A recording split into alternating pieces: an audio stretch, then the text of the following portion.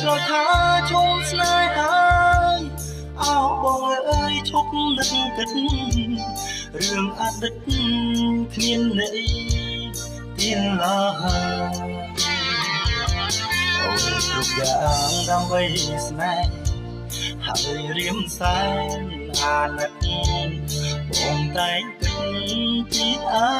នាគតស្រី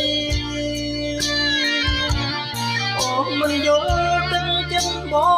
ងបែរចោទថាមើលងាយថ្លៃហើយអ្វីពីស្អីអូនគិតយ៉ាងនេះអូព្រះអើយសូមជួយផងឲ្យយល់ពីបំណងខ្ញុំ